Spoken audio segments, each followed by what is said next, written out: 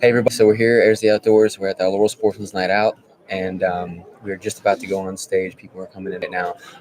Biologists for the turkey didn't show up. We're kind of sad about that because I want to talk to the Game Commission about the turkey season this year because I think it starts way too late. We'll get to that later. But we're about to go up. We're gonna give away a couple of things to some kids, which is gonna be awesome. And then Brendan here is gonna talk about coyote and fox hunting, and then Adam came all the way from Eastern Pennsylvania to talk about bobcat hunting. So it's gonna be a good one. We're gonna live stream it for you, and we're also recording it. So we'll see you on stage in like 2 minutes. So. Anything you guys want to say real quick? Love this country. All right, guys. We'll see you. We'll see you shortly. All right, we'll give it a couple minutes, and then we'll go. All right. All right, guys. This is Nolan, chief editor of Heirs Outdoors. As you see, the guys are getting ready for their presentation in 5 minutes. Stick around, and we got a lot of good stuff coming for you. A coyote population, you can kill 75% of the coyote population, and then next year they'll be at what they were last year, or even greater. So we really need to do our part in making sure that we maintain the balance of predators and prey. So in Pennsylvania, you can hunt them all year round.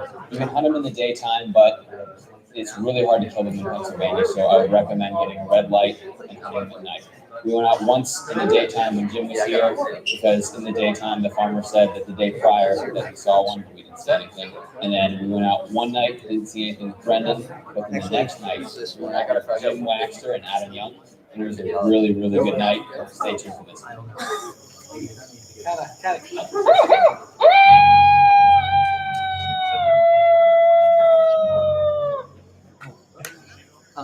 Yeah, that's fine.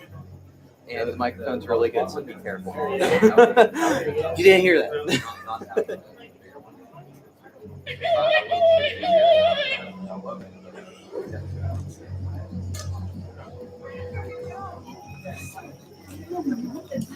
Thank you.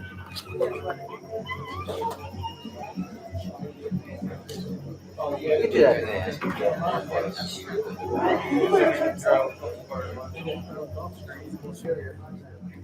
I got it.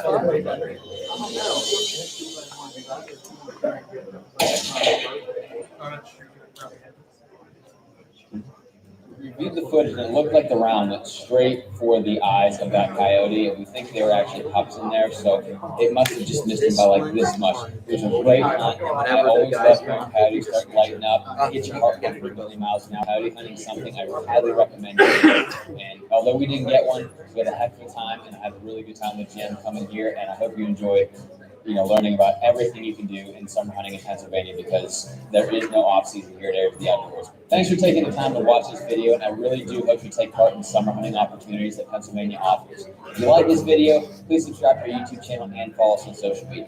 Have a good day. Check us on Facebook and subscribe on Instagram. If you don't subscribe on Instagram, follow us on Instagram. Have a good one. I tried to say it. I really did. Okay, I'm going to read that last part. First, text me. Great time. Thank you for taking the time to watch this whole video. If you enjoyed this video, please subscribe to our YouTube channel, like us on Facebook, and follow us on Instagram. And thank you for everything. Oh my God. So, thank you. You don't need to say that, Brian. Right. Thank you for watching this entire video. I really hope you take some of these Thank you for taking the time to watch this video. I really hope you do take advantage of these summer hunting opportunities. Thank you for taking the time to watch this video. If you enjoyed this, please subscribe to the YouTube channel. Like us on Facebook. This is the hardest thing we've ever done. What, talking in front of the camera? It's horrible. Summer hunting. It's horrible. Listen, we'll leave practice. I'll go through talk for 20 minutes. It's so cheesy, but it could be really cool to actually say that correctly. Nitty muggins. I love how you put that in. Take part in these hunting. Why is this so hard? Is that? No, you need to have more than. I'm not thinking that of the entire. I'm looking right at the link. Thanks for watching this whole video, and I really do hope you take the time to take part in these summer hunting opportunities in Pennsylvania. And if you like this content, subscribe to the YouTube channel and follow us on social media.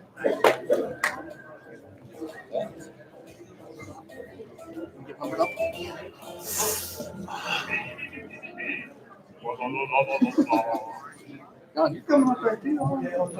You're the good looks.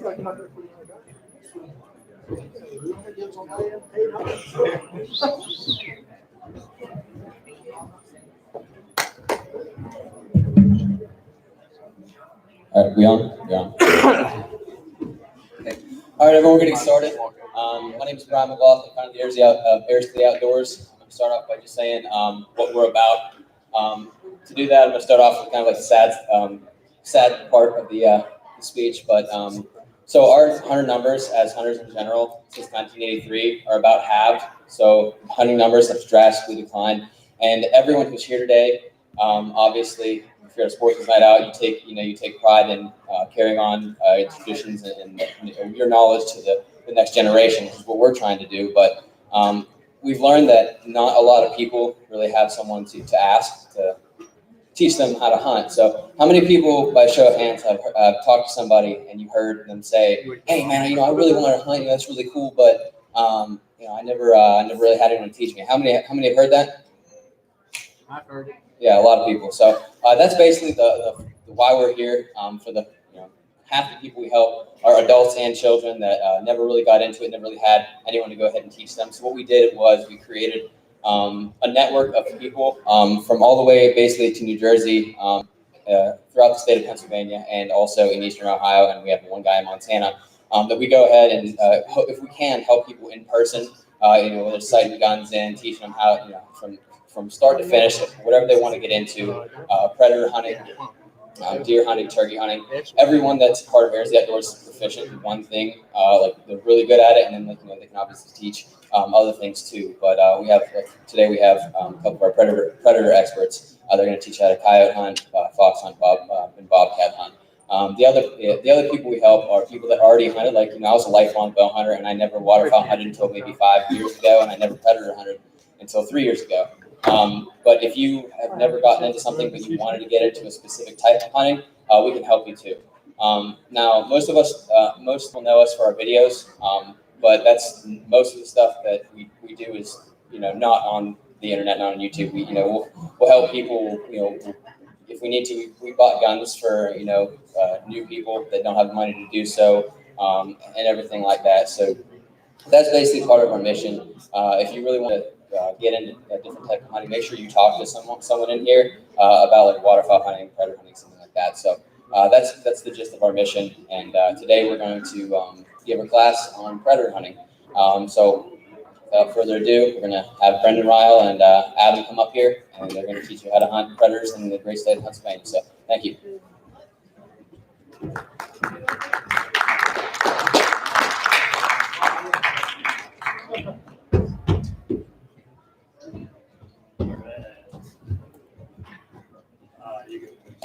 What's up, guys? Anyone hear me? Look. All right, here we go. Hi, guys. My name is Brendan Ryle. I come from Waltham, Pennsylvania. I'm 25 years old. I've been hunting fox, coyotes, and bobcats a little bit, but I suck at that. For about, 13, 14 years. Over the years, I've killed a number of foxes and coyotes via calling them in or running them with hounds.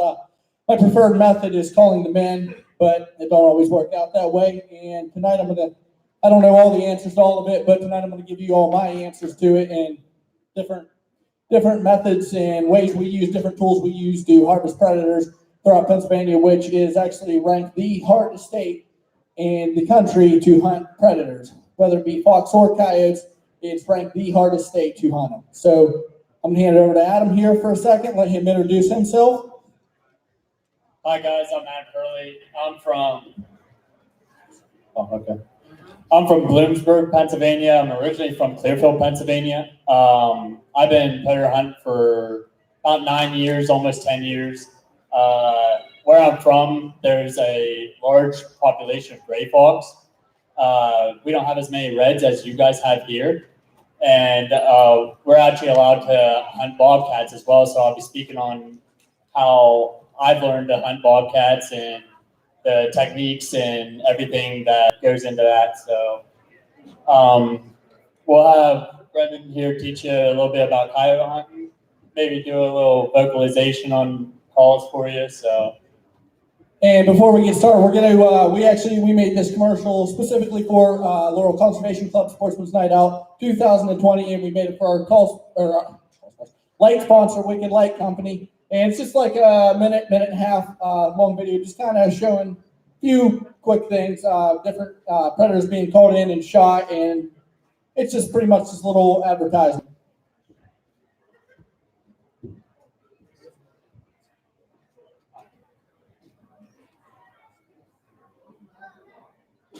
We have someone to dim lights a little bit. Sebastian, my man. That's beautiful right there.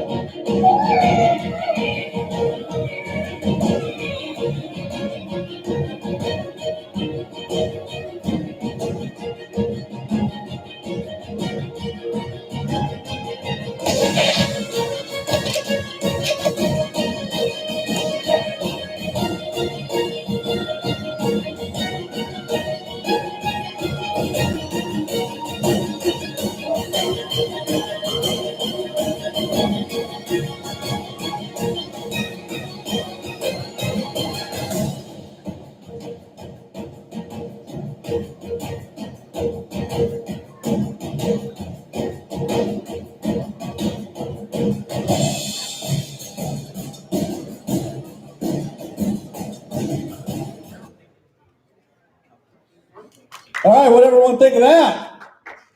Huh? Yeah, that's pretty sweet.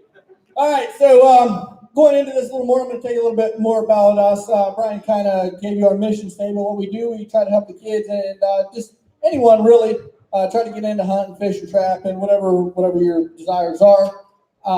So before we go forward, I'm going to tell you we have a number of sponsors. We're sponsored by Yeti Coolers, Wicked Lights, Talking Stick Calls, Bojacks, Bow Dampening Systems, Mr. Heater, Habit Hunting Clothing.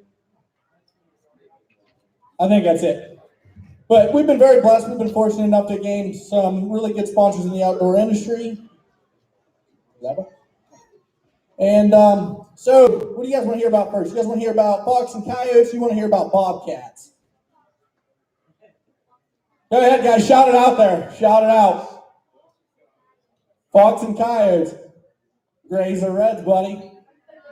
Which ones do you want to hear about first? I don't know nothing about gray fox. I'm going to tell him. I know a lot about gray fox, so I'll do gray fox all day long if you want to talk about that. I'll start with gray fox. Works. Gray fox in my area specifically are very abundant. They're really, I don't know, they're really curious predators. They also, a lot of people don't know this, but they also have semi-retractable claws and they can climb trees. And that's a way that they can actually get away from a coyote, which a red fox can't do. Gray fox, I've had them run under trucks to a call. I've had them run under a bull elk to a call. We're out my way, there's actually elk and carcass and everywhere. But the thing I love most about gray fox is they'll charge a call. And where I'm from specifically, red fox, they're more timid to come into a call, but a gray fox will straight up charge a call. They'll almost run it over. And but the thing with gray fox is I just use a lot of gray fox in distress to call gray fox because for some reason it just drives them crazy. They want that thing that's hurt and that thing that is just crazy. And what else about gray fox?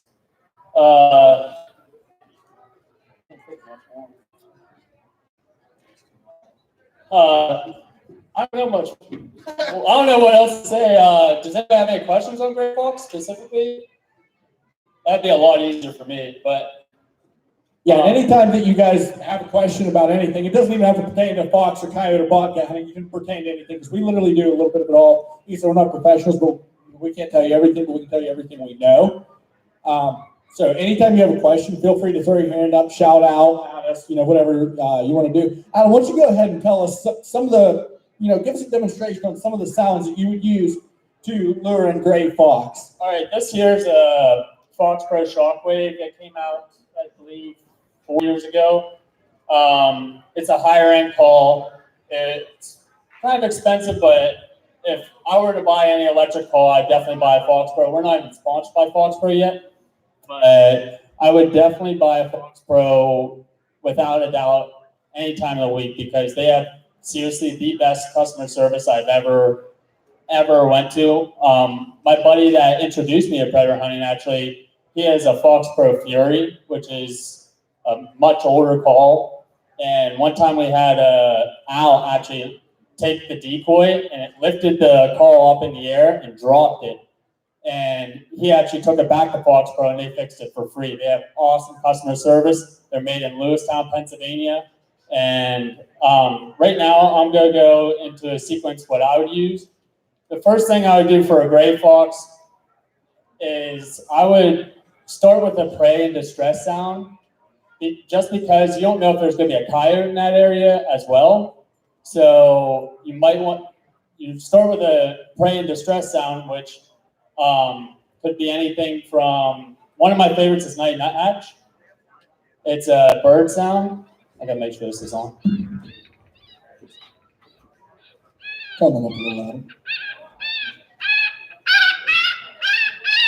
I'd start out with this call for a little bit, probably 5 minutes to 7 minutes, and then I would slowly guide off, and then I'll just wait there for a little bit, because coyotes will key in on that sound, and then they'll start to come in. But you always want to watch downwind with the coyotes, because they always go circle that call. So it's nice to have that. It's nice to have a Fox Pro like this, because you can put that call out 100 yards and still use the remote on it. But the next sound I would go in for gray fox specifically would be probably platinum gray, which is another great sound, or steel town. This is what gray fox sounds like whenever it's hurt. So for some reason, this sound makes gray fox go nuts. I can play this sound at the end of most of my sequences, because I know if I'm going to leave anything, I'm going to leave with some of my best sounds, and it's definitely gray fox in distress. And one more thing I wanted to say before I hand it over to Brendan is, sometimes fox will hang up, and same thing with coyotes, same thing with bobcats. They'll hang up. Bobcats specifically, they really like to hang up. But one of the best sounds to bring in an animal, a predator specifically, to make that extra 5 feet, that extra 10 yards even, is vole squeaks. Whenever you use vole squeaks, you use it at a low pitch, because it's a small animal. You don't want to have it that loud. You don't want to blast it, but it will usually add an extra 10 yards to that animal. Here it is a little bit louder so you guys can hear it in the back. But... Okay, go ahead, Brendan. All right, so I know looking at these calls and everything, people are like, oh man, you got to get tons of money invested into this stuff. We got $500 call over there, $400 call over here. It really doesn't have to be that expensive. For someone that's just now getting into predator hunting, I recommend going and getting a mouth call, like a rabbit squealer. Like you can pick one up for like $4 at Duke's. And I'm going to give you a demonstration on how easy they are to use. As a matter of fact, who's got a kid that wants to come up here real quick? Who's got a kid? Come on, send me a kid. Somebody. Kids. One kid. I need one kid. One kid for this one. There he is. Come on up, buddy. Come on, buddy. Come on up.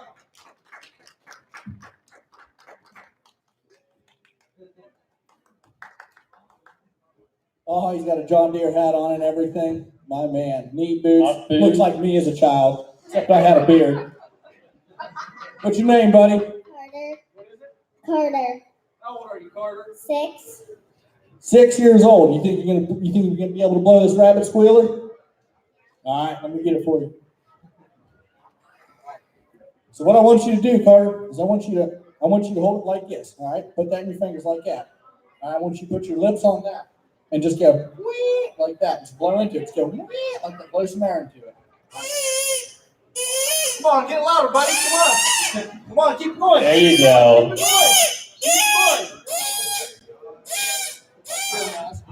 That'll bring in a predator for sure. That'll definitely do it. All right, well, let's get Carter a hand, man. That was good. I'm gonna tell you right now, you can call a coyote with what Carter just did right there. For $4, you can do that. You don't gotta go spend big money on calls like that, although I thoroughly enjoy it. What Carter just did, I killed. Let me tell you about the first red fox I ever killed. So, when I was younger, I was like 13 years old, obviously. You got to be 16 to hunt by yourself without a guardian of the age of 21 in Pennsylvania. Well, not everyone went by that. And so I decided I need something that I can hunt right handy to my house where I'm not going to get in trouble because I'm 13 years old. You know, statute of limitations up, by the way, so I'm not worried about saying that because it's only 3 years that you can get in trouble for doing that. I don't recommend doing it, though. So I'm 13 years old, and I'm going to go out hunting by myself because I'm going to go right out behind the house. My dad had an old rabbit squealer. I took this thing. I'm in blue jeans, a fluorescent orange sweatshirt, and I walk up and I lay down on a pile of dirt. And I had a 30-06. I was fox hunting with a 30-06. I laid it over top of it. I went 4 or 5 times like Carter just did, and here comes this red fox charging me. I'm like, this is unbelievable. This is my calling in life, man. I'm gonna kill these things every day. So I shoot this thing, 165 grain bull out of 06, and there wasn't a whole lot left of it. I come toting that thing back up to the house, slung over my shoulder. It was a nasty, nasty sight. And that's when I started doing it. And for probably 2 or 3 years, that's how I hunted them. I had a little rabbit squirrel. That's all I used. And had I not made every other mistake there is with predator hunting, had I actually known that you got to pay attention to wind direction, barometric pressure, temperature, humidity, storms moving, and cloud cover, moon phase, those are all factors that come in to play when you're, trying to call predators, particularly coyotes. I probably would have killed a lot more coyotes, but I didn't. I was just kind of like a young kid, and I'd go walk around with my little rabbit squealer, and every once in a while I'd get lucky. Like they say, every once in a while a blind hog finds an acorn. Well, I was that blind hog many times. But if I would have had someone that actually knew what they were talking about when it comes to predator hunting, it would have been a lot better. Unfortunately, and I'm sure everyone's aware, there's not a lot of people around here that predator hunt. There are a few, and there's guys around here that are a lot better than me. But when I was coming up, learning how to do this, I didn't know a single person that knew a thing about predator hunting. So that's why I kind of dedicated, like my mission is I want to teach everyone about what I know about predator hunting. And that's just how I kind of got into it. And I watched a lot of videos. I read a lot of articles. Once again, the problem was every one of these articles and videos came from out west. Well, it's a whole different experience out there. You can go out at high noon, set out a call on any given day, and call in a ton of coyotes. So the difference between a western coyote and an eastern coyote, anything east of Mississippi, is actually not native to eastern states. They were actually brought in by the Game Commission. They're out there in the lobby. They were actually brought in by the Game Commission to control deer population. And an eastern coyote is actually part wolf, which is hence why they're so much bigger than a western coyote. You shoot a 24-pound dog out west, it's a nice dog. Out here, I shot a 56-pound coyote, not this past year, but the year before. And you would never see a coyote of that magnitude out west.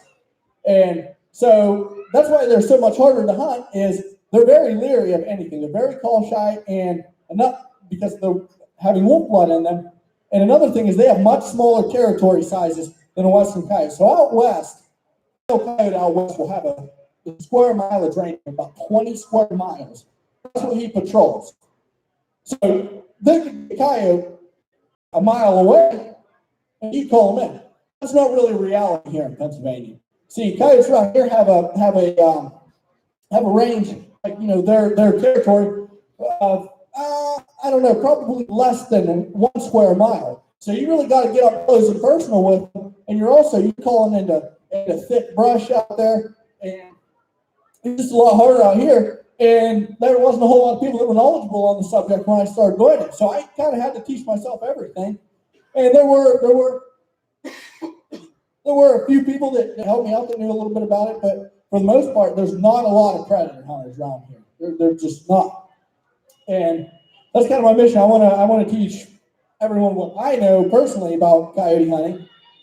Something maybe you went out to go coyote hunting or fox hunting before and end up like I do 80% of the time and don't even see so much as an eyeball. That might want to know what mistakes they're making before I go into the next part of the segment. Yes, sir. So as a whole, good question. He asked if there's gray foxes around here and are they bigger than red foxes? As a whole, a red fox is going to be a larger animal than a gray fox. A gray fox is actually more closely related to a cat than it is to a canine. There are gray fox around here. There's small pockets of them. So if you go out east where Adam lives, it's grays galore. There's grays everywhere. And there's even spots around here, probably within an hour or two. You get up on the other side of the Allegheny River, you get up in Clary and Armstrong County, there's large concentrated pockets of gray fox up there. Down here, I've probably in 12 or 13 years I hunt a lot. I hunt a lot of nighttime hunting. I've probably only called in maybe 5 gray foxes handy to down here. From where I'm at, I came from Clearfield, Pennsylvania. And around there's not as many fields as there are around here. Whenever we're going out to hunt red fox, we go to those bigger fields and stuff, those big farm fields and everything. With gray fox, it's a little bit different. What I like to do is I like to find a real small field that's surrounded by the thickest, nastiest stuff you can possibly find, jaggers and everything like that, because gray fox like to hide in that because of the coyote population. The coyotes push them into that, and a gray fox can get through it a lot better than a coyote can. So, but gray fox around where I'm at, like he's saying he only killed how many grays? Called, not killed. Well, how many did you call? Like maybe a half dozen. Okay. 12 or 13 years around. See down in Clearfield County, it's the opposite. Like we rarely get red fox where I'm from. We can get them, but it's not nearly as prominent as a gray fox coming in. I always end my set, no matter if I'm coyote hunting or anything. As long as the season permits, I'm always ending my set with gray fox in distress. Is it my turn, Adam? All right, buddy. I don't even know what to tell you now.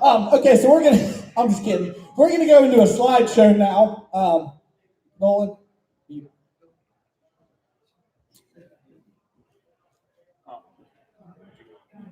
It's all good. We pretty much covered all of this. Yeah. Yep, we're good. Yeah, we covered this. Next. Sorry, I got way ahead of the slideshow. Sometimes, man, I get to talk and I can't stop. Okay, so Pennsylvania. The only means of night hunting that we have in Pennsylvania is you're allowed to use gun-mounted lights, which is awesome. I love hunting with gun-mounted lights and scan lights. Most other states, so you're allowed to use like infrared, thermal imaging, which is great if you're a millionaire. So even if they do legalize that in Pennsylvania, I'm probably still going to stick true to my lights. I love them. But let me tell you, different things that I've learned as far as running the scan light, running the shooting light is you want to keep that light down as low as you possibly can and as wide as you possibly can to where, so say you got a 300-yard field. Turn that light as low as you possibly can, but still be able to see eyes light up on the other side of the field. And you won't think you'll be able to see eyes. You'll be looking at this, you're going to be like, man, I ain't going to see nothing coming out of there. And all of a sudden, boy, you'll see that thing sparkle on the other side of the field. It's crazy how it works. And you want to give them a few seconds, if you're able, to let their eyes get adjusted to difference. They don't really see light. So when a fox or a coyote is charging you hardcore and you got the light right in their face, they're not seeing light. You're using that light as a wall. That light is a wall to you. So you're behind that wall. You don't want to let anything else get in front of that light because they'll see that movement. So pretty much it's blinding them. You ever had someone shine a light into your eyes in the dark? You try to look at anything else, you can't see anything. Well, that's what that's doing there. So you want to keep it as low as you possibly can. And as they're coming in, and you'll learn based on the coyote or fox's body language, how long you have to start adjusting that light. Sometimes I go like that, and it's adjusted because I know they ain't gonna hang around long. But then then you can adjust your light and get it so it's brighter, and you can see them better and make a more safe and ethical shot, being able to see what's behind you.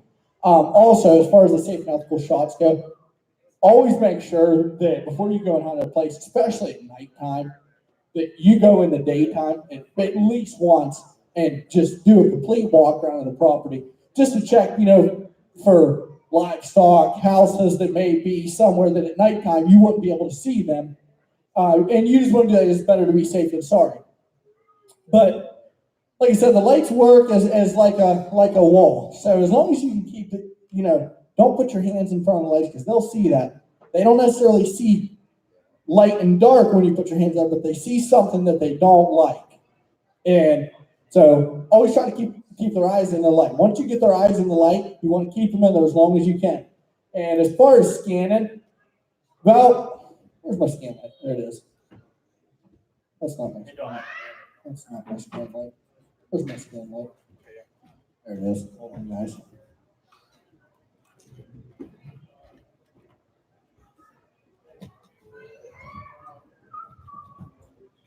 So this is a scan light here. Can you kill the lights real quick? All right, so this is a scan light right here. See what I mean? This has an intensity switch on the back cap. So you would want to keep this, you would be amazed. So there's a lot of light in here right now. I know it doesn't seem like there's a lot of light in here, but you would be amazed how far you can see a fox or a coyote's eyes. Just this little bit of light coming out of here.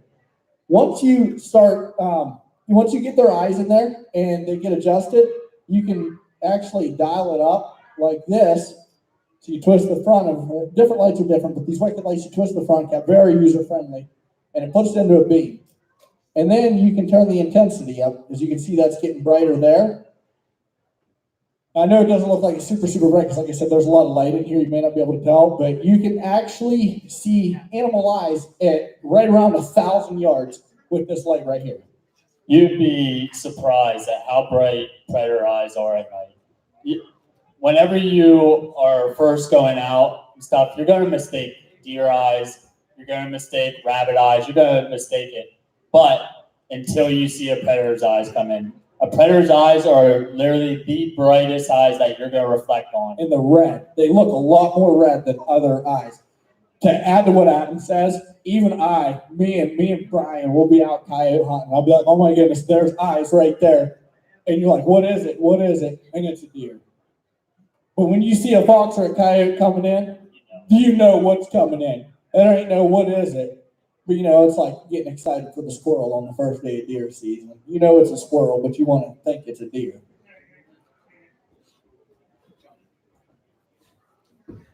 I don't know if we mentioned much about wind direction. The number one thing with coyotes is check your wind. A coyote will always circle a call. It's barely ever will it come. It does happen every now and then, but usually they always circle a call. So you want to have that call out. You want to have a crosswind, or you want to have the wind directly in your face. And you want to have that call in a position to where that coyote's going to circle around and come in front of the call in you. Another thing I do whenever predator hunting is I like to have the call in front of me at some point, because the only way you're going to see those eyes at night is if they're looking at you.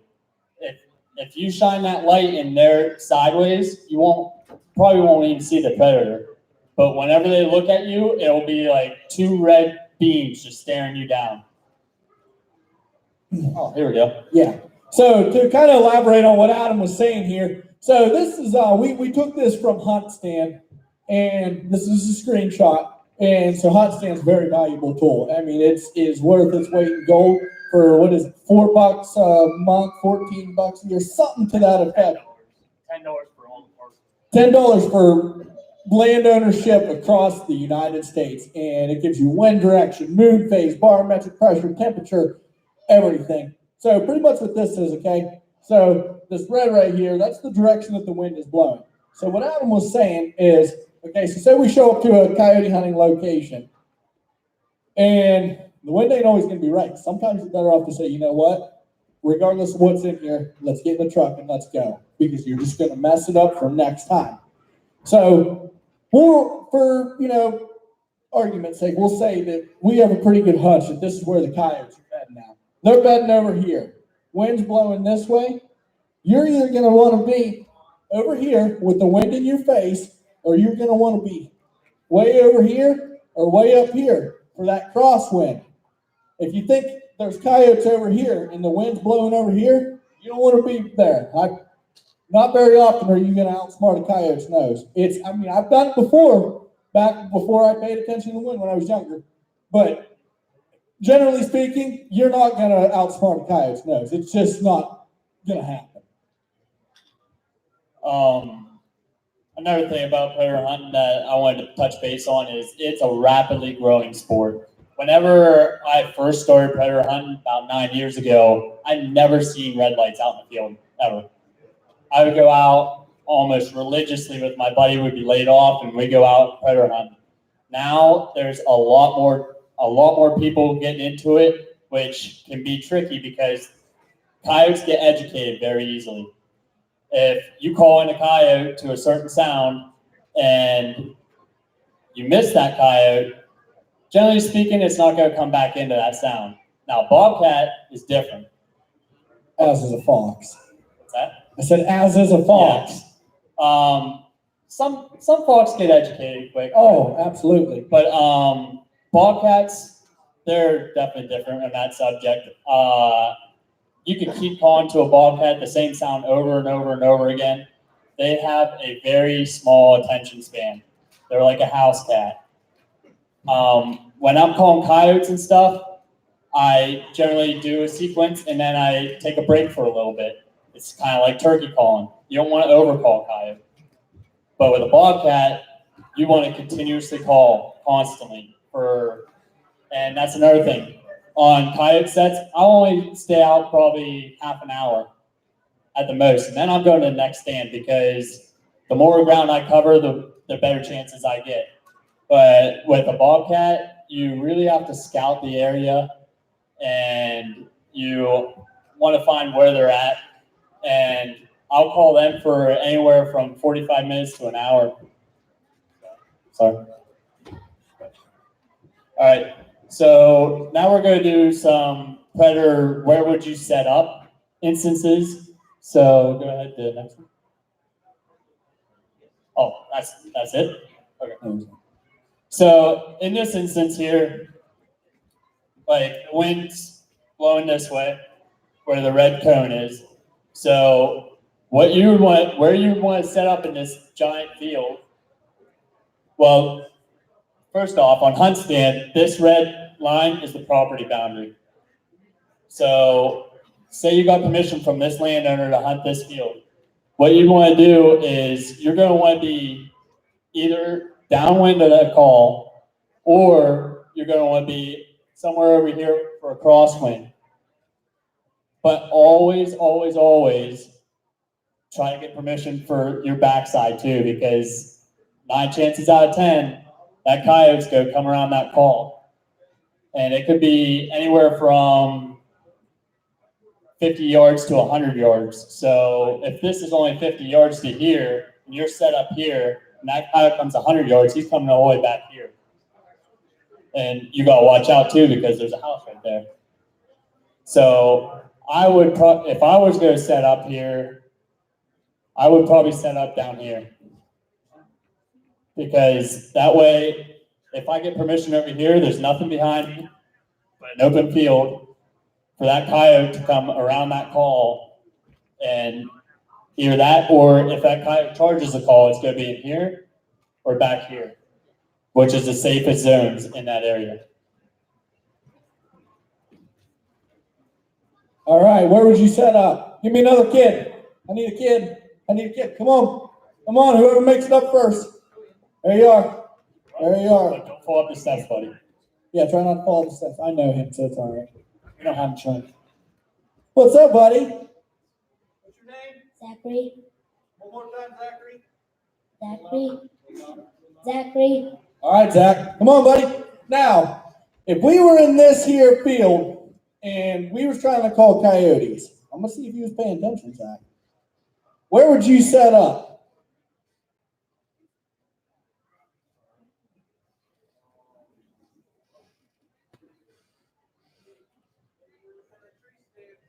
Where would you set up, Zach? Absolutely. You're right there with the wind in your face. So, like Zach just pointed out to us, kid was paying attention. He was. He pointed out to us, he would go there, okay? I'm going to elaborate on what we already said. Wind's blowing that way, you want the wind in your face or a slight crosswind. And where Zach put his finger at is right on the money. You kill a coyote every time if they're willing to come in. Go ahead and give another one. All right, Zach, where would you set up at? Now you can set up in the woods in the daytime, or we'll call this a daytime hunt. Where would you set up at? Go ahead and point to it, buddy. Absolutely. Right there with the wind in your face. All right, Zach, that's all we needed, buddy. Give me a high five on that one. And which hat do you want? Is this one with the mesh on the back? And there's a duck camo one. Which one do you want? I think they're kind of spiked like that one. Thanks, Zach. Give a round of applause.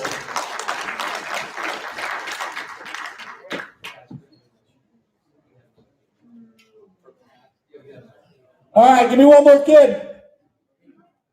Yeah, he's on fire. He was trying to come up the last time. I think he got caught on the seat. Come on, buddy.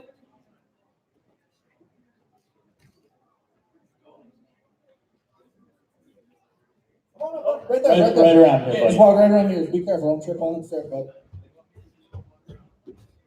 All right, buddy. What's your name? One more time, Jacob. Jacob. You from Laurel, Jacob? Jacob. We won't talk about that, though. All right. All right. So, Jacob, you're coyote hunting with a couple of your pals from school. Where you get? Give him a better picture than that. Beautiful. Now, Jacob, remember, this is the direction that the wind's blowing. Remember, we always want the wind in our face, don't we? Right. So where would you set up, say, to kill a coyote or a fox or a bobcat? Where would you say would be the best spot? You're absolutely right. You're just north of the wind. A little bit of a crosswind. That's a beautiful spot. Let's give him one more. Do we have one more? No, we got. All right, well, you can do this one, Jacob. Where? Is that the same one you just did? Give him another one, in case he wasn't paying attention. All right, so Jacob, pretend you were 7'2" and you could touch that. Where would you go for this one? Say the wind's blowing this way, in case you can't see that, and we want the wind in our face. Where would you want to be?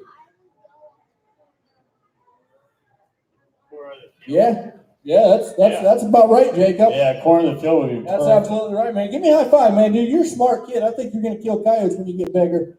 And I think you're going to take. You want a hat, buddy? Look at that.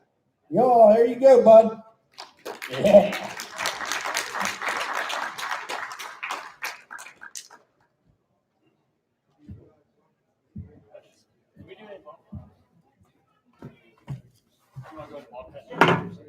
All right, guys, we're going to let Adam take over in the Bobcat here for a little bit. Okay. Well, Brian brought to my interest that right now you guys do not have a season for Bobcats. Is that correct? Around here in your WMU, your Wildlife Management Unit? Not this area. Yeah. He sent me a text that said that they're in the future they're looking towards that. They're looking for bobcats specifically hunting and to introduce that to you guys. So I wanted to come up and introduce a little bit about bobcats and what little knowledge I know about them. With coyote hunting and bobcat hunting, they're two drastically different things. Bobcats' sense of smell is horrible. It's awful. You can be directly downwind of a bobcat and it don't matter. I've been downwind of a bobcat from me to Nolan away and it didn't even know I was there. But their eyesight's better than a turkey. Whenever you're turkey hunting, you guys, if any of you have been turkey hunting, you know you don't move much. You don't move your head hardly at all. You just move your eyes a little bit to check your surroundings. Same with a bobcat. If you're calling in the daytime, 9 chances out of 10 in the daytime, you want to be 2 hours in the daylight or 2 hours at dusk, which is the same with the coyote normally. But bobcats like habitat that has water near it usually. They like thick cover.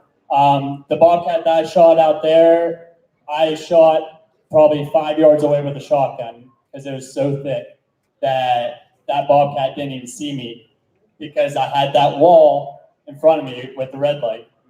What else about bobcats have a huge range though. We were talking about coyotes, how they had a big range out west. Bobcats in the east have a huge range. A tom bobcat, which is a male, during breeding season, which is right now, it's the end of February and the beginning of March, their range can be anywhere up to 60 miles, 60 square miles, which is absolutely huge. So when you're hunting bobcats, you really need to scout them out. With scouting cameras, bobcats they're a typical cat. They actually have what we call toilets. They'll go in the same spot and they'll do their business. They'll leave scat and everything, usually in the same spot in their home range. So if you can find a toilet of a bobcat, you know that's around their home range and they're going to be there pretty often. Bobcats, their back legs are actually longer than their front legs.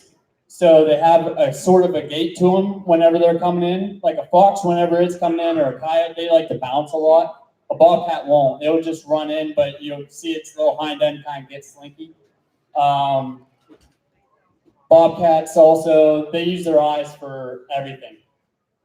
They use their ears and their nose a little bit, but their main source of protection is their eyes.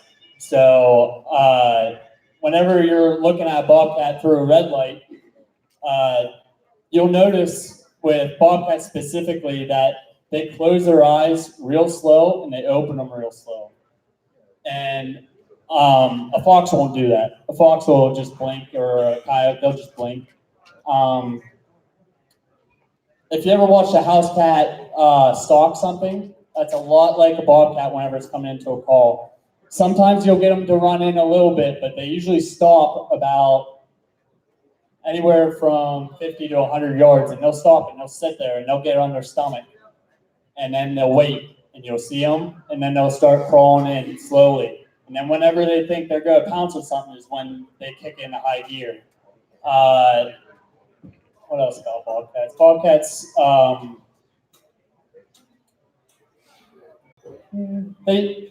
they usually don't take down deer. That's a common thing people ask. They will. If they're hungry enough, they will. They're very, very strong predator. I think they're probably pound for pound the strongest that there is in Pennsylvania. They'll take down a sick fawn, but mostly they do the rabbits, the mice, and everything like that, the birds. Whenever I'm calling bobcats, I use high-pitched sounds. The higher the pitch sound, the better it seems to work. And I'm constantly calling them. I don't stop calling bobcats, and I don't give them any intervals because they have the attention span of my 2-year-old. Like if you let that sound go off for a little bit, they'll lose interest and they'll go do whatever else. Another good thing to have on a call or at all is decoy. This decoy will spin around. And that catches the attention of a bobcat because they're using their eyes to focus in on where that sound's coming from. And if you have that decoy going, you have a much better chance of getting that bobcat to come in closer or actually coming to attack the call. But you don't need like you said earlier, you don't need a pricey setup. You can get that rabbit call and it'll do the same thing. And you could just take a feather. If you find a feather, decent sized feather, and hang it on a string with a stick and let the wind blow it, that's your decoy right there. But bobcats are they're a neat animal. They can get anywhere between 15 to 40 pounds. My cousin actually killed the second largest in the state. This was years and years ago, but it was 42 pounds, which is a huge bobcat. He's 6 foot, and he held it up, and its paws were touching the ground. He trapped it. But are there any questions that I can answer about bobcats? Is there advantage to hunting predators as opposed to trapping them?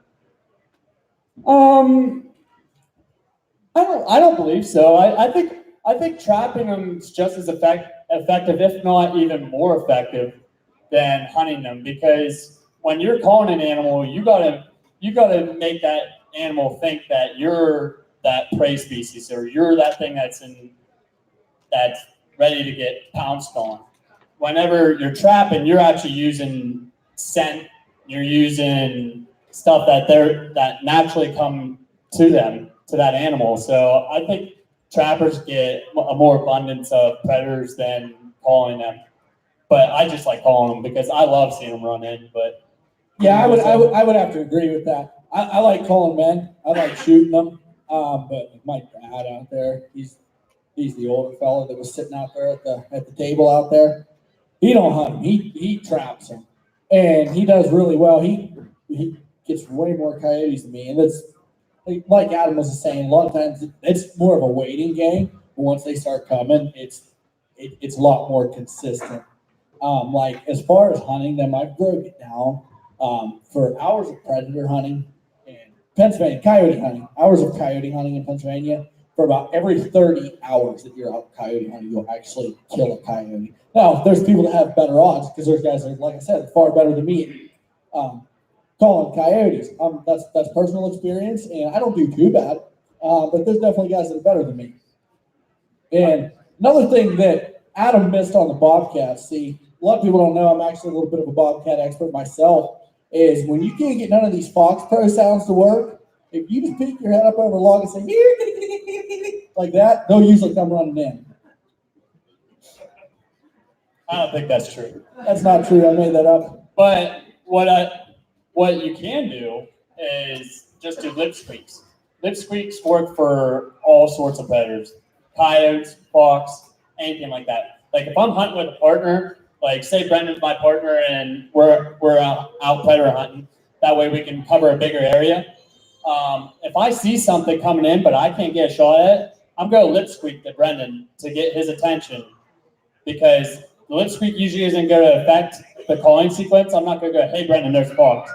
I'm going to just, and that's going to get his attention to look where I'm looking.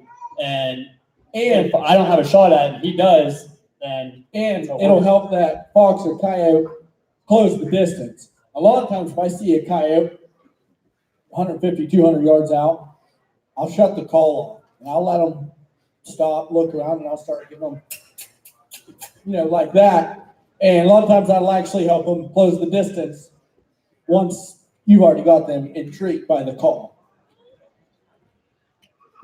Anybody else have any questions on bobcats? Alan? Bobcats and coyotes, do they cohabitate well together, or don't they like each other? Typically they don't like each other, but they cohabitate because they don't have a choice, really. If you look at all the houses and all the developments and everything that's come up in the past 10 years even, like I've noticed a lot that where we hunt at in Clearfield County, we're usually by houses pretty close.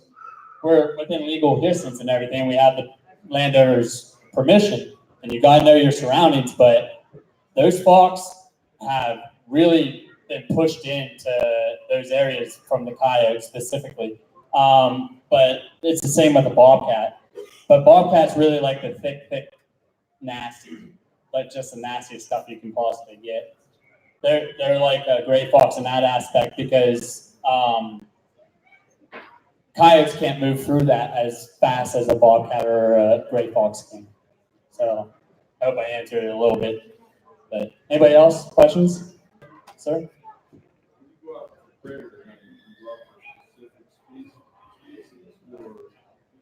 in one area that it could be built, like you said, and then you call sequence. That's If there was a gray in there. that, great question. Would you change your call sequence? Try to see if it's wrong. Okay, so what he asked is if I would do a sequence to call in multiple predators instead of a singular predator. It depends what I'm going for.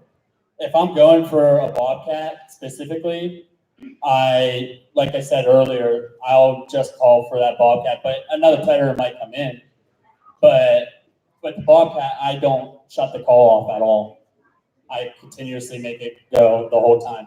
And that works great on gray fox too. They don't care. They run straight. And you can call reds and coyotes and doing doing that, that. but you're better off running sequences. But if I'm calling for fox, I always start off with a prey in distress, like a rabbit or a bird. Usually birds. I tend to stick away from the rabbit sounds just because everybody and their brother uses rabbit calls. And around my area, there's a lot more predator hunters than here it sounds like. But so I'll start with a bird sound, a real high pitched bird sound, and that applies to all of the predators. Because when I'm out, I want to shoot something. I want to shoot a predator. But with bobcats, I always continuously call, and I'll call for longer sequences as well. Usually with fox and coyote, I'll only stay 20, half an hour max, because the more places you go, the more chances you have on getting a fox or a coyote to come in. With bobcats, it's such a short season though that because with predator hunting, predator season lasts for 4 months. So with bobcats, Coyotes all year long. Yes, coyotes all year long. You can go out coyote hunting in the middle of summertime, which is a great time to get them because they're pups. Whenever their pups are out, it's a great time to call in those pups and just regular coyotes. Breeding season is another great time to call coyotes. Use vocalizations. So during breeding season, I'll use a lot more vocalizations than I will prey distress if I'm going for coyotes specifically. Like down my area is Mosquito Creek Hunt, which is it's one of the biggest on the East Coast for coyotes. The purse is huge. Like if you get a female that weighs 47 pounds, one top dog in Mosquito Creek this year. So if you got a female that weighed 48 pounds, you get the female purse and you get the male purse, that's 18 grand. So, but vocalizations are key during that time of year for the Mosquito Creek Hunt around February, the end of January and the beginning of February to the end of February. They're mating season for the coyotes. So, but mostly I'll go to all sorts of predators unless I'm specifically targeting a bobcat. Adam, let's go over a little bit your opinion, my opinion, anyone else's opinion that wants to add in. What are some of the top mistakes you think that people make when it comes to calling in predators? Number one is location. For me. Come on, I was going to say that one. Well, it is. It's plain and simple is with coyotes and bobcats and fox, if you're in the wrong location, you're not going to get it. You're not going to get one. And another thing is wind direction. Wind direction's huge. Right. That's probably the biggest. To elaborate on location, see, a lot of people, I did it. I still do it sometimes. People go and they say, well, there's woods, there's a field, and it looks like a great place for coyotes or foxes to live. So let's go out and we'll turn our call on and we'll wear it out.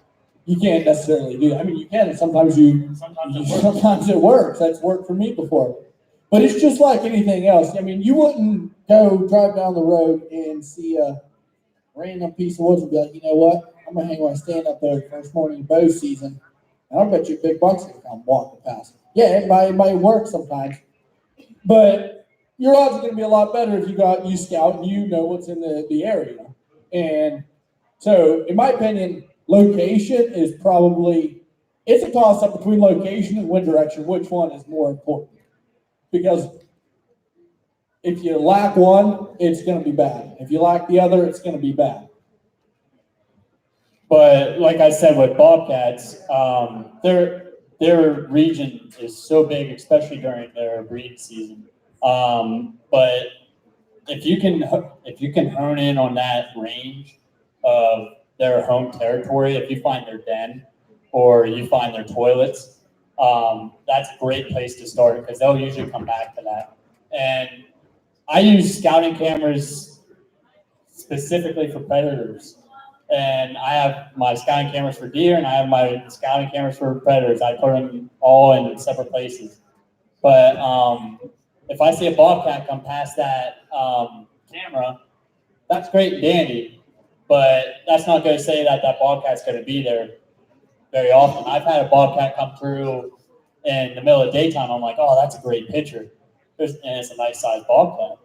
And I didn't see that bobcat on that camera again for months afterwards. So, but if you continuously get pictures of that bobcat, you know you're in their core area. So, go ahead, Alan.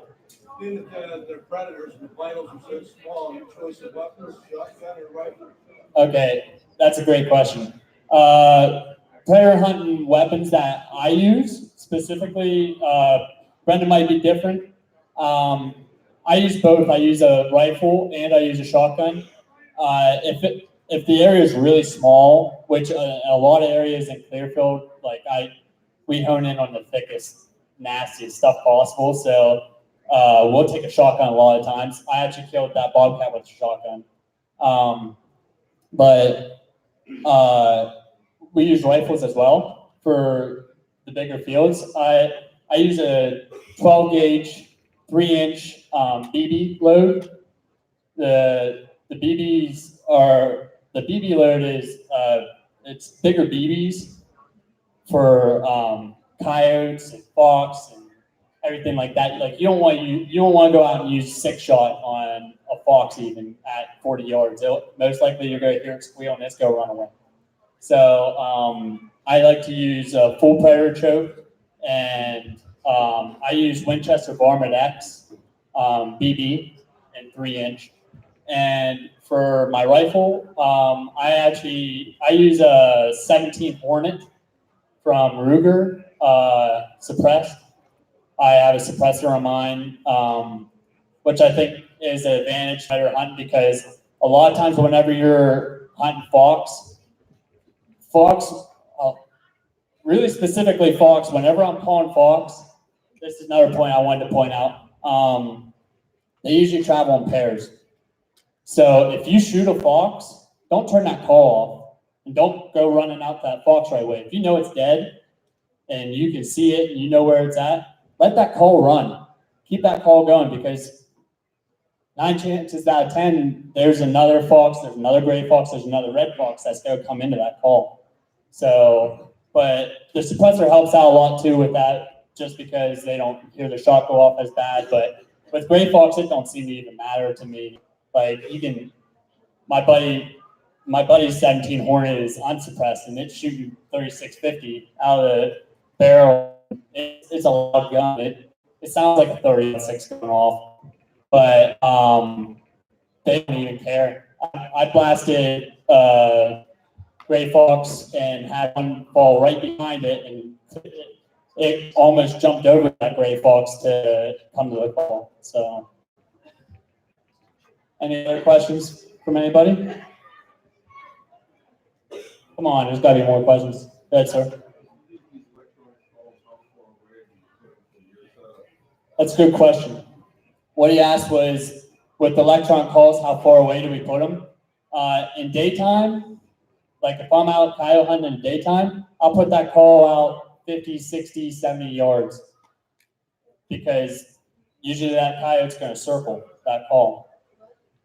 Now, at nighttime, it's different. At nighttime, I like to have that call almost beside me or 10 yards out, 15 yards out. The reason that is because to see that predator at night with the red light, it's going to have to be looking at you. So you'll have to be directly behind that call because if that fox is coming in, say that fox is coming in over this way, you're not going to see its eyes until it looks at you. So if it's looking at the sound of the call, it's going to be looking in your direction. So that's how you're going to catch its eyes and you're going to follow it. And to add to that, as far as scanning them, I'm going to give you a quick demonstration on how we do run the scan lights, because like even people that go out a lot, it's really hard to get the hang of sometimes. And it's really easy, but it's just like just kind of getting in the rhythm of it. So could we kill the lights for just a moment?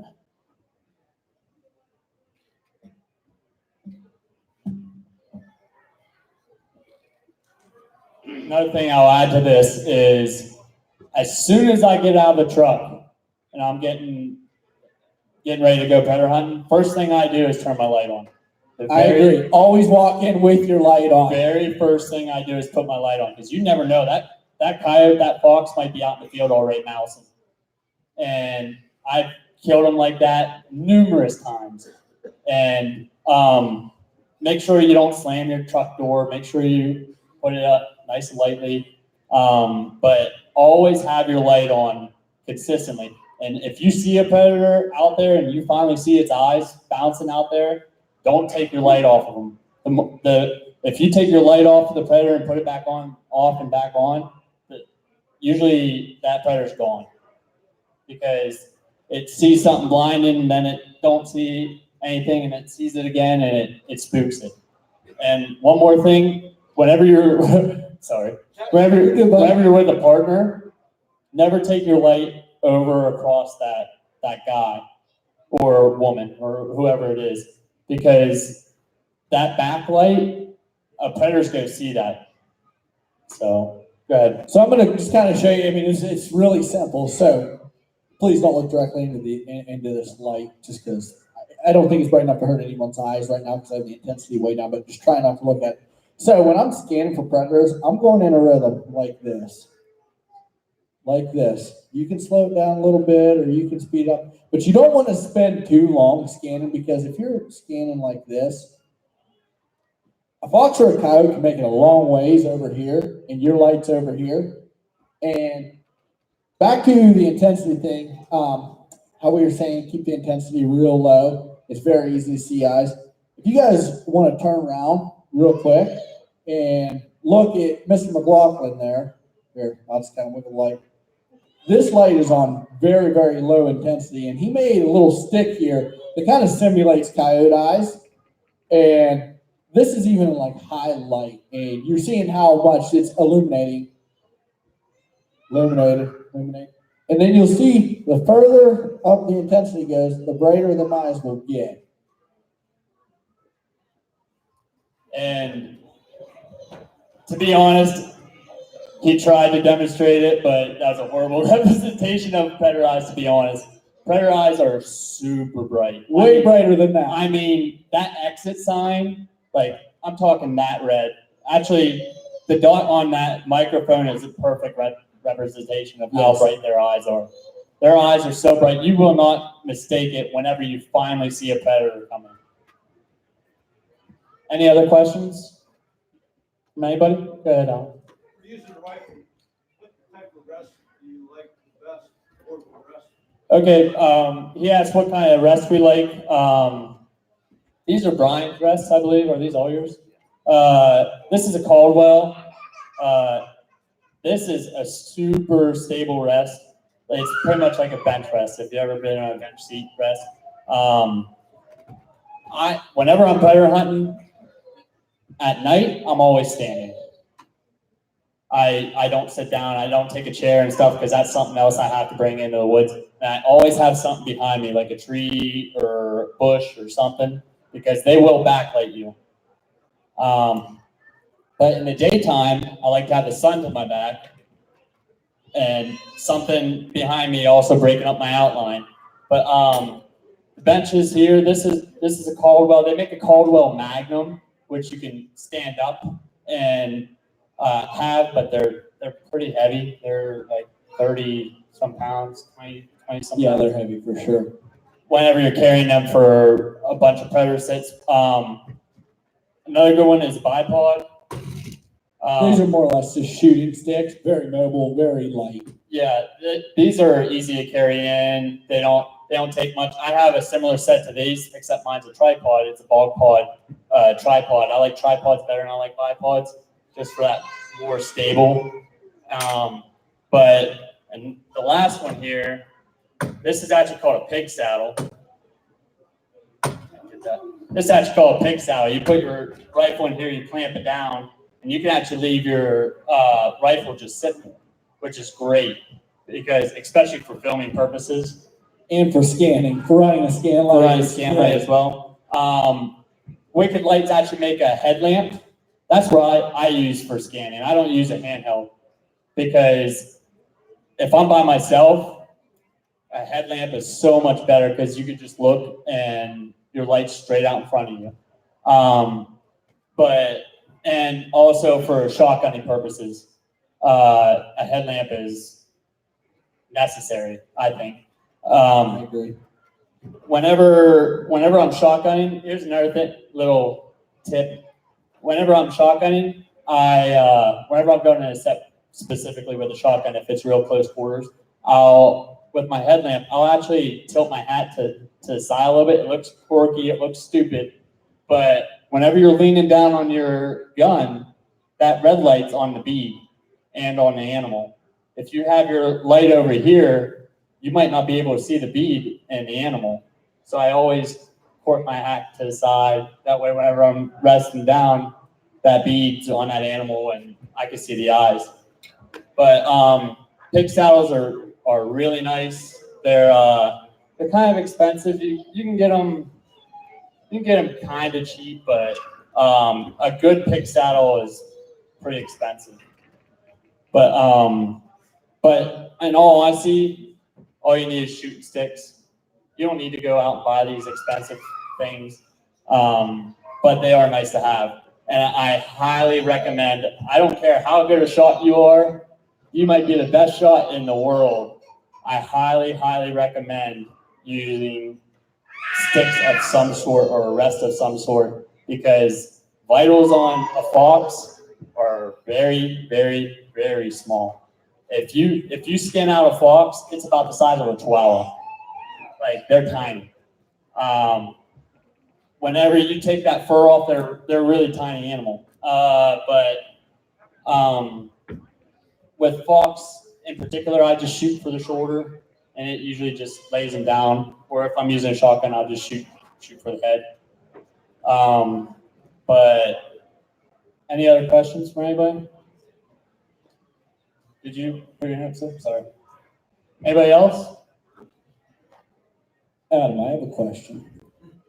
What were our ideal weather conditions, moon phase, everything of that nature? Because we haven't covered that at all. We told everyone that it was important, but we really haven't covered what the best time is. Whenever I'm hunting at night, I like no moon or I agree. new moon.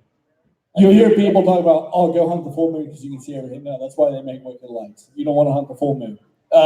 You can hunt them in a full moon, but it's very hard, just because all that light coming down on you is going to backlight you. You have to really play the shadows hard. Like I said, a bobcat's eyesight's better than a turkey's. So if you don't think it can see you move a little bit, you're wrong. But I like a new moon to hunt. Barometric pressure. I found the best with this Fox Pro. It actually has a thing called Fox Data, where whenever I shoot, it records the barometric pressure, the moon phase, and all that stuff. I found the best barometric pressure for me is in the 30s. 30s or above. And I find that's a really good barometric pressure for predator hunting. It's kind of like fishing.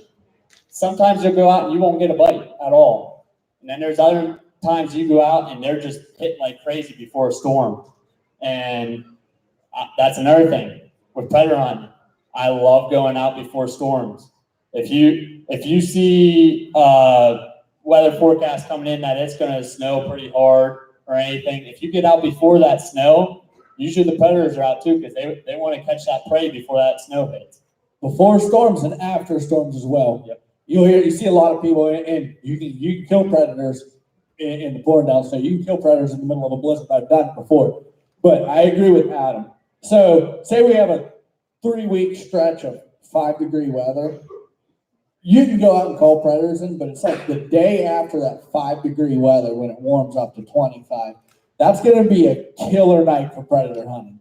It's going to be they're going to be out, the ground's thawing out. They're going to be out mousing, which is where they go out and they look for mice in the grass and stuff like that. And before storms, because like Adam said, they know that storm's coming. They want to get out before the storm's coming, get their food, because they're not sure how long that storm's going to last. Let them live through the storm and then come out that as soon as you possibly can after the storm's over.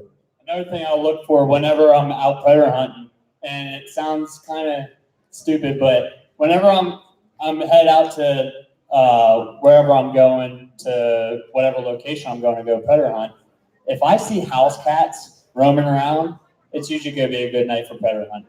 Because they're predators as well, especially like farm cats and all that. If you see them out roaming around, usually the fox and the coyotes and everything are out as well.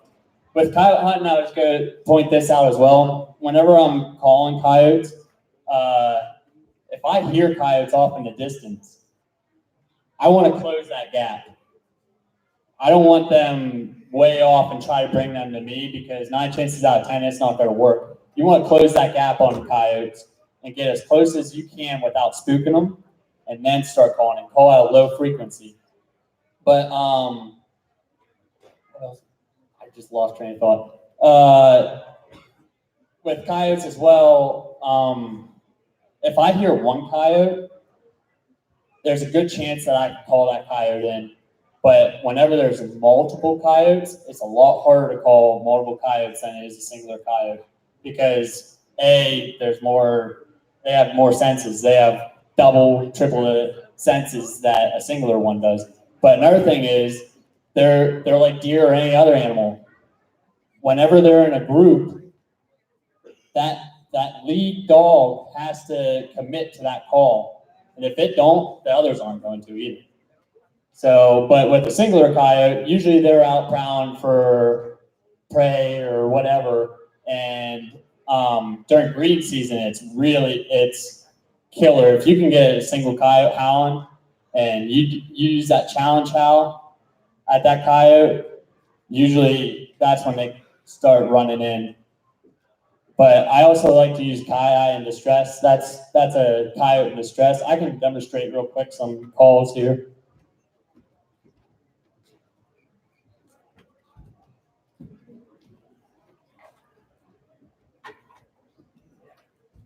First one, when I usually go out, I would start with a locator call. I've heard coyotes go off after fire whistles go.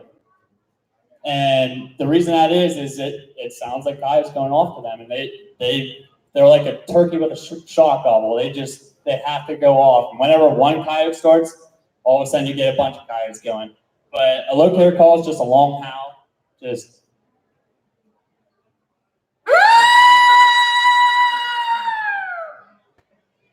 and that's a locator call.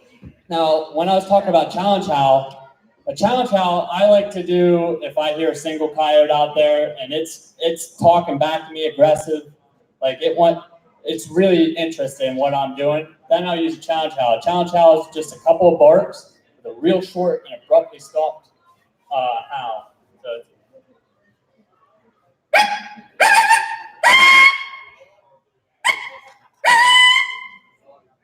and that's challenge howl. What that's doing is that's basically saying, this is my territory. You stay out of here. And coyotes are real territorial, especially during breeding season. If you have a male coyote that's looking for a receptive female, and it hears another coyote in the area and it's giving it a challenge howl, that coyote's usually going to come in and check out what's going on. So, coyote, sorry. Coyote is another great one, or pup distress or anything like that. A coyote is just basically a real high-pitched squealing sound. Like if you ever stepped on a dog's foot by accident and heard them whimper real loud, that's basically what a coyote does whenever it's in trouble.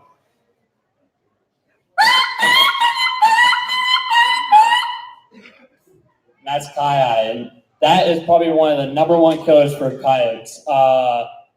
Fox pros, probably number one sound that kills coyotes. It's probably coyote top 3 in distress, I would say. That's probably one of the most killer calls that's out there. I agree to that. Question. Hold on, Adam. You good on the call and talk? Good on that? Yeah. Okay. Anybody have any questions? You, sir.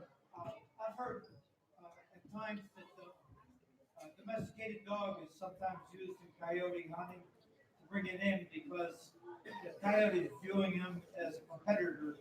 Yeah.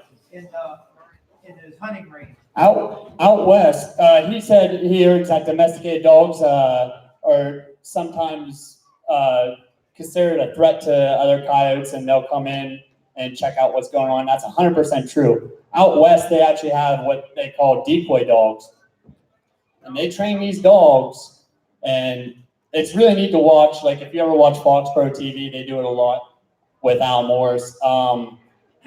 They train these dogs they'll sit there with a call and they'll call a coyote in. And whenever they see that coyote come into 100 yards or whatever, they'll set their dog out. And that dog will go running after that coyote.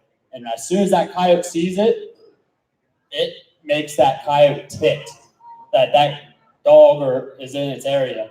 And you'll see the decoy dog start running back towards the shooters, and they'll bring that coyote in on its trail, and they'll shoot it. It's actually really neat to watch. It's called decoy dog and coyotes. But yes, that's 100% true. They do see them as a threat. In rural city areas, their number one food source is actually cats. So that's another thing. They really like to eat some kittens.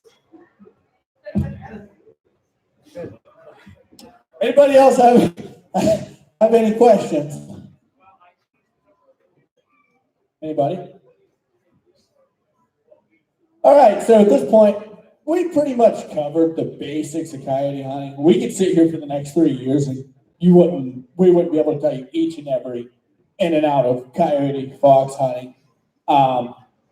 So at this time, I'm kind of gonna introduce some of the other guys here. Obviously that's Adam, I'm Brendan. This is Brian. We've already introduced ourselves. Where'd Johnny go? He's what? Johnny's on the phone. So right now I'm gonna bring up Alan. Come on up, Alan. He doesn't want to do it.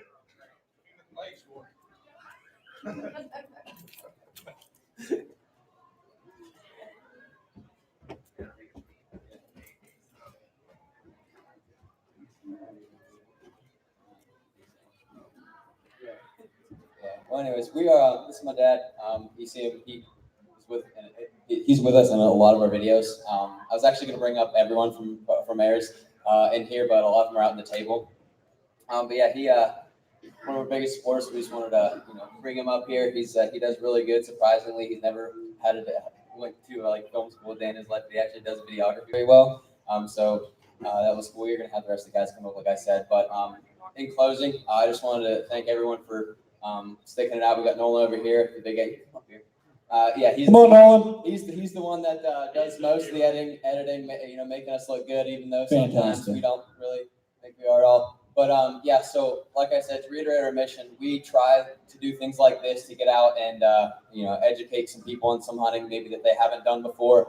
But we know we can't reach everybody, especially in person. So we do have our social medias, we do have our YouTube page and everything like that. So go ahead and check that out. And we do a lot of hunts to get people interested, and then a lot of how-tos, reviews, stuff like that. But if you do shoot us a message, we will do our best to either drive to you. We've helped kids out. People have been like, hey, my kid really wants to hunt. I don't know anything about it. We help those people out. But like I said, we can't do everything in person. So please, look us up on social media and whatnot. Really trying to get out and turkey call to touch more, be able to expand our reach and be able to grow this thing. And if you think that you are pretty proficient in any type of hunting, talk to us about being a mentor. Like I said, we have people all throughout the state of Pennsylvania, Eastern Ohio, and one in Montana. So thank you for everyone for sticking it out. And I hope you learned something I hope you learned basically how to predator hunt. It's a really good time. But like I said, I've only been doing it for a couple of years. But these guys, they got Miss Slade, Fox, Bobcat, and Coyote. But like I said, if you have any questions on any type of hunting, whether it's from waterfowl, turkey, archery, rifle, anything like that, we will be out there until everyone leaves. So thank you everyone for sticking it out, and have a good one. Yeah. How many kids we got here? Oh, come on, hands. 4 of you. Come on. 4 of them. Come on. Yeah, everyone call it turkey. Yeah. Come on, we got to talk a little bit of turkey. Somebody got to go home with turkey calls for their parents. All right. Well, hey, kids. Come up, say, well, Artie, what's your name again? Zachary. We can only take 4, actually, but okay, yeah, we're gonna give 4. We're gonna have a little turkey calling competition here. We got 4 pot calls. We'll be calling a couple more up. Got Reagan, Connor, Derek. Hey guys, why don't you step over this way a little bit, would you? All right, so we're gonna kind of go over this is way off of predator hunting, but turkey calls are louder. You can take them home, and your parents will hate me. And so I'm gonna kind of go over a couple turkey sounds. I'm gonna do it on a diaphragm call. Mr. Brian here is gonna show you a little bit on a slate call as well. So hold on one second.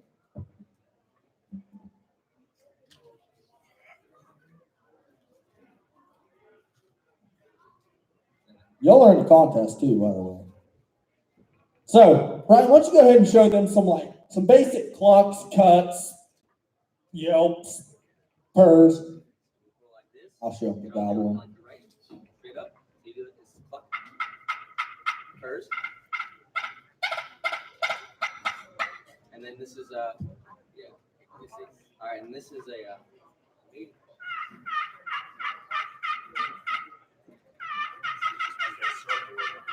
How are you gonna do it? So we're gonna have a little competition here. Competition. Yep. Best one gets a turkey call. How's that sound? Sound pretty Best good? kid's gonna get a turkey call. You want to hunt turkeys? All right. Yeah. Hey, if you get one of these, you can do that. So they- All right, so guys go ahead and disperse them calls out amongst these kids. All right, so let me show you something, bud.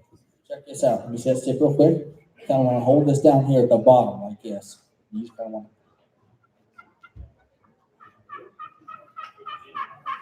Okay, just kind of want to rub it across like that. Kick it a little bit like that. You got really good form there, buddy. So you just do what you do. Just kind of drag it across there, make a little noise. Practice. I want y'all practicing right now. Let me show you, buddy. Here, check this out. Grab it down here like this. Like that.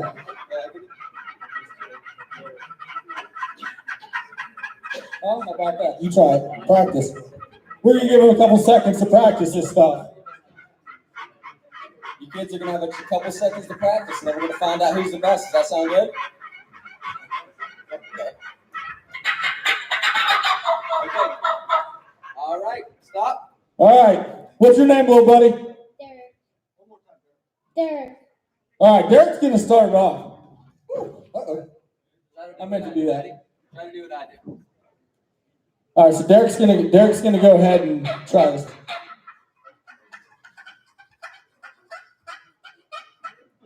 Derek, that's awesome, buddy. I've called turkeys in like that. Now what's your name? Connor. Connor. Try to give it one of these. Ready? Imitate me. A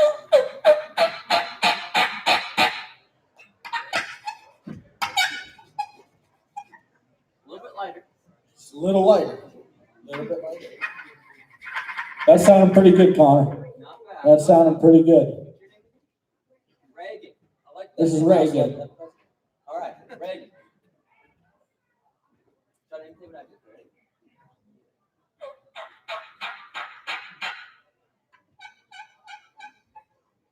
One more time. One more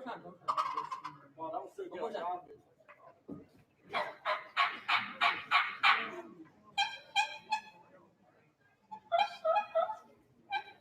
All right. You did pretty good. That was good, Reagan. Very good. All right, Zachary. Zachary. Show us what you I got. do. Okay, ready?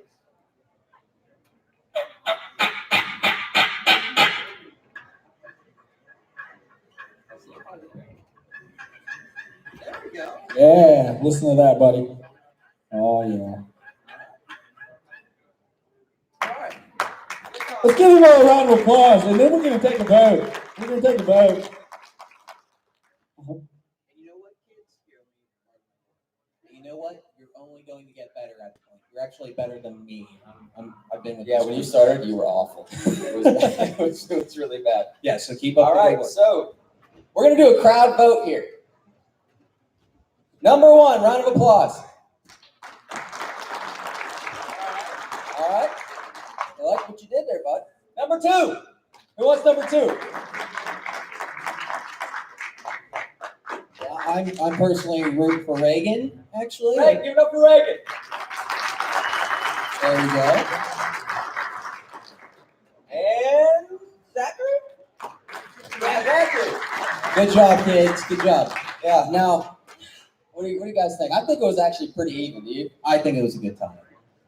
You know what? Y'all did a really good job. You have a lot of guts for coming up here. You can just have your calls. Y'all won. Just thank, Keep your just calls. thank Buddy staying outside of Thank Buddy. Buddy's in the cafeteria. He donated them calls for you. Thank you, Buddy Stang.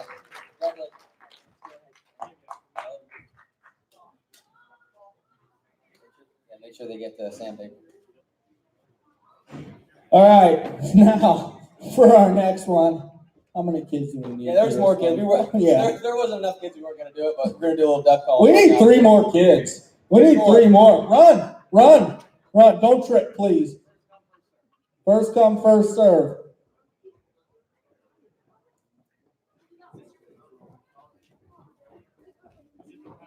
Oh, yeah.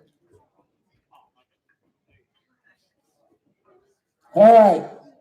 Now, y'all parents are really going to love me because you're getting duck calls. Duck calls. What's your name, buddy? Connor. Joseph. Layla. Layla, Joseph, and Connor. Pick a call. They have all been blown on to be tuned, but they have been disinfected and cleaned. Just letting you know. But you got to blow on and tune them before you. So I'm going to get my calls out. And I'm going to kind of give you guys a demonstration on how you would call ducks. Right here, buddy.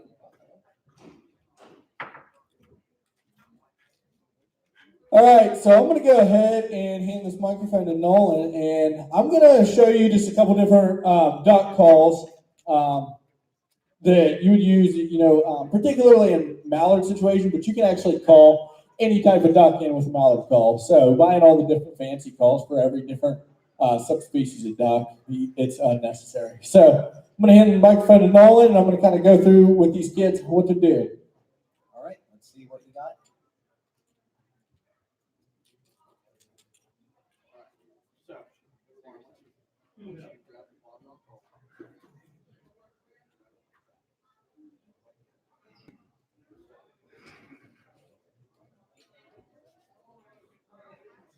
Quick raise of hand, by the way. Who absolutely loves waterfowl hunting? Yeah, me. I love waterfowl hunting. We got a few. That's your favorite along with Predator. Yeah, you're still a little bit Predator and, impatient. So I'm gonna give you guys this soon to be Archer.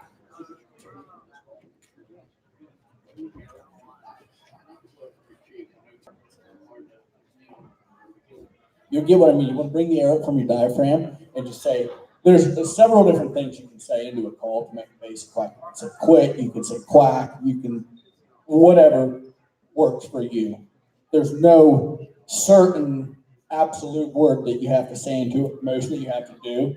You just, whatever works for you. So I'm going to go over just a basic quack real quick. Go ahead, guys. Try that out. Okay. All right. Not bad. All right. Now we're going to go into like a sequence or a high baller. So this one, you're going to like kind of going to go to, you guys ever hear the song Three Blind Mice?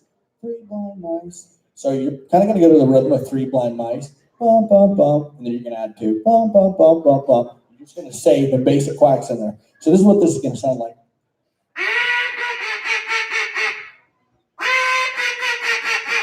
It has to be just as good, too.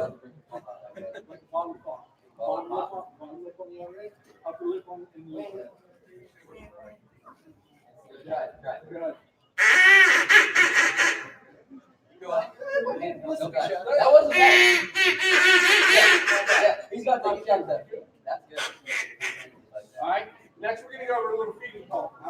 a couple. We're gonna go over a feeding call now, and then I'm gonna give you guys a couple seconds to practice, and then you guys are all gonna compete. So feeding call, what you're gonna do is same mouth placement, and you're gonna run your fingers on the end like this, and you can say ticka ticka ticka ticka ticka ticka ticka like that. Just really fast as you can into the call. And I'll give you a demonstration on that real quick.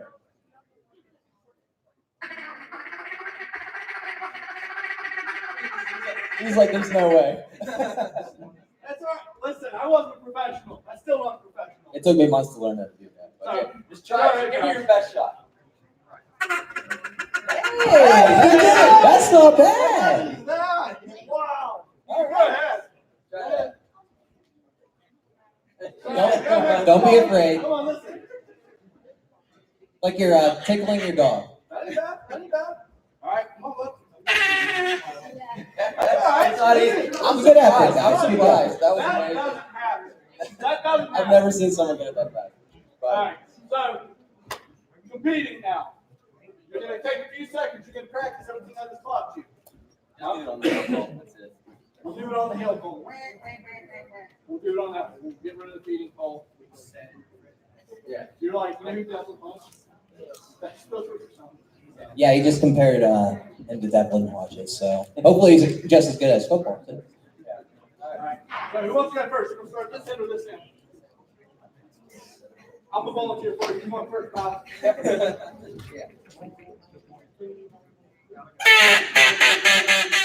Hey, that's not bad. Really All right. That would work. That wasn't bad at all. Not bad. That's That's good. pretty good. That's good. All right. So, crowd again. Number one.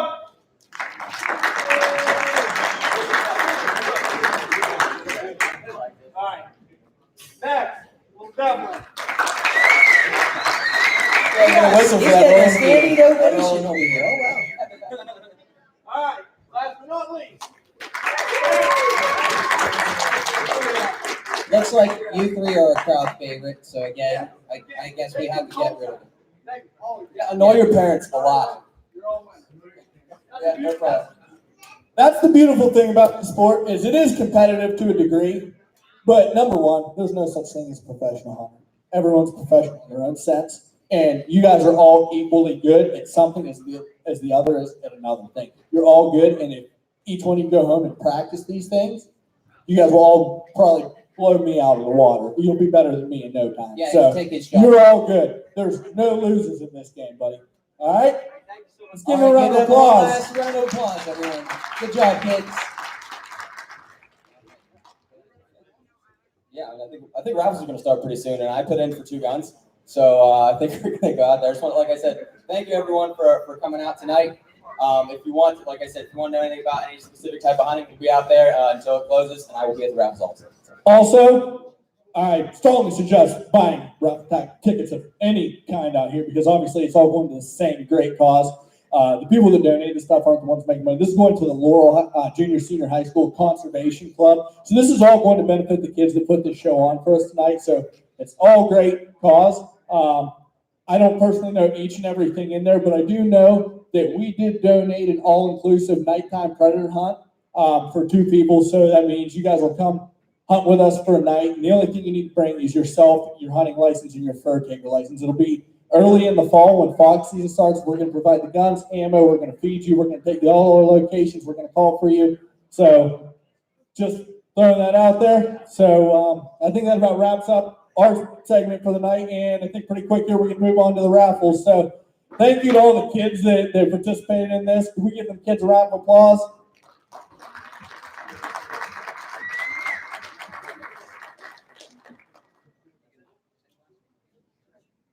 All right, guys, so that's just about it for today's presentation. Thank you for having us.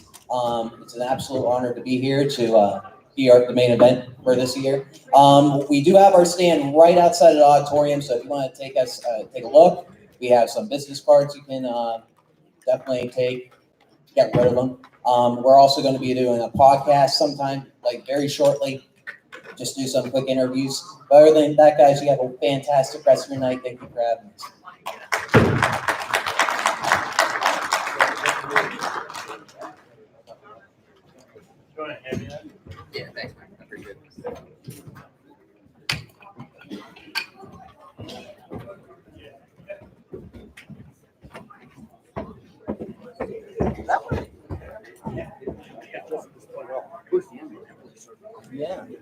once you get like everybody interactive with kids and everything, that's the most beautiful thing. All right, I'm gonna end the live stream. Okay.